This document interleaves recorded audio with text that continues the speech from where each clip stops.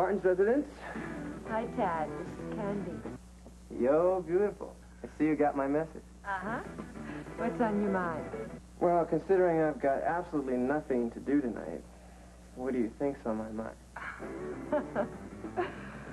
You're too much. No, you're too much. But I have a feeling I could handle it.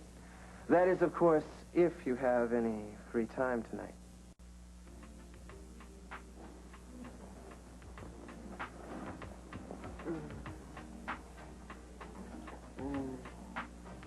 Oh, baby. Oh, Dad. You drive me wild.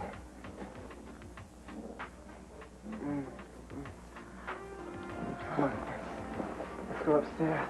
No. No, there's something I need first. Oh, you want another beer? I'll get one for you. No, honey, my money. What? You've got to pay me up front, sugar. Oh, I can't deal with this now. Tad, just hand it over, and then we will take up exactly where we left off. How can you think of money at a time like this? Tad, you know how I work. Okay. Okay. No problem.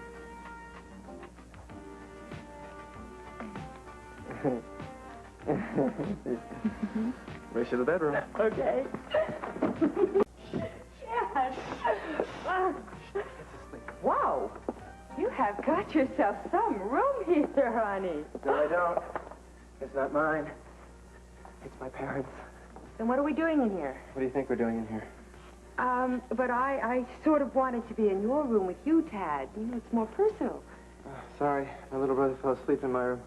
Well, can't we just move him back to his own room? He wakes up. He'll be all over us all night. Well, it just, you know, it sort of gives me the creeps here. I mean, being in your mother and father's bed. I'm sorry. Mine's a little twin, and I figured that would sort of cramp our style, if you know what I mean. I'm with you, honey. I figured you would be.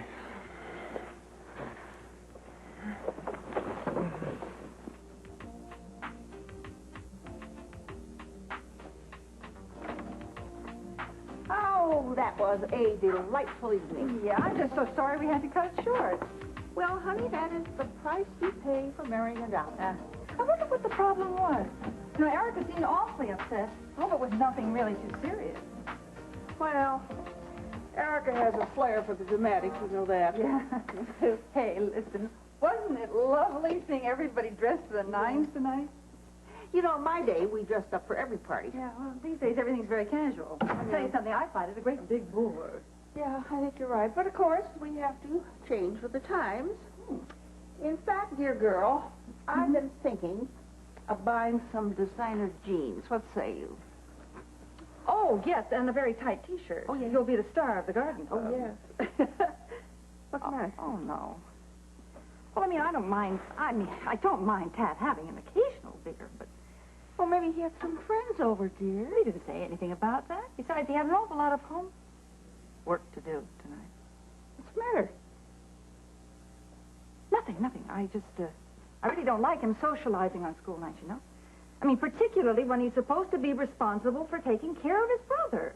Well, hey, listen, would you, excuse me for a couple of minutes? I'll be right back. All right.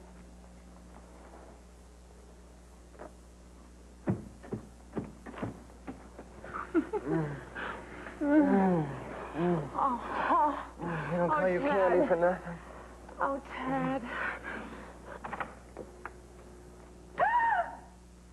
Oh, my God.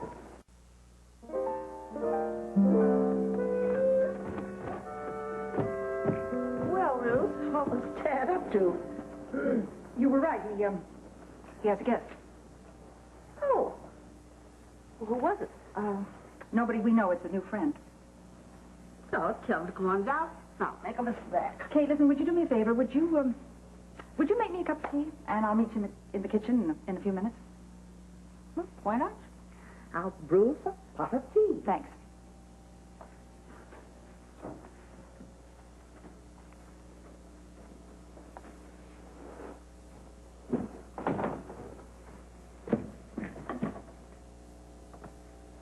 I'm sorry, Mrs. Martin. So am I. I mean, I know how good you were to Estelle and everything. I sure wouldn't want to bring any grief to you. Really. Listen, I hope you don't put any of this blame on Tad. He's just a red-blooded American boy. Good night, Candy.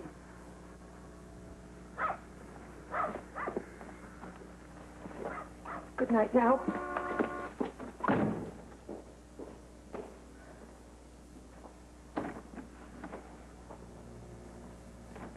How dare you? I am so sorry The only thing that you are sorry about is that you got caught out. No, I feel just awful. I swear, Mom, I could just kill myself for doing this to you. Now, I want to tell you something. My home is very precious to me. And the thought of you bringing that prostitute here, how dare you? Mom, I hardly think... Oh, stop it! But really, I don't believe it. I mean, I had no idea she was a... you know, are you sure? Of course I am sure, and so are you. No, honestly, Mom, I met Candy the other night at the steam pit. Oh, really? Really? Well, I didn't know the steam pit was that kind of a place. Mom, she was there just like anyone else. And I danced a couple dances with her. I bought her a drink. I just thought she was a nice person, that's all. Oh, then tell me, how did you and this very nice person end up in your father's and my bed? I gave her our phone number. And she called me tonight. You know something? You promised me. You swore to me that you would take care of your brother. That was the most important responsibility Mom, that you had in this world. She said she was coming over for a few minutes, that's all. I didn't think there was any harm in that. You didn't answer my question. How did you end up in my bed? She came on to me. That's all. And what? What could I do? Oh, come on. She didn't have to drag you up the stairs. No, you're right. Mom, I guess I got carried away. See, I have never been in this situation before.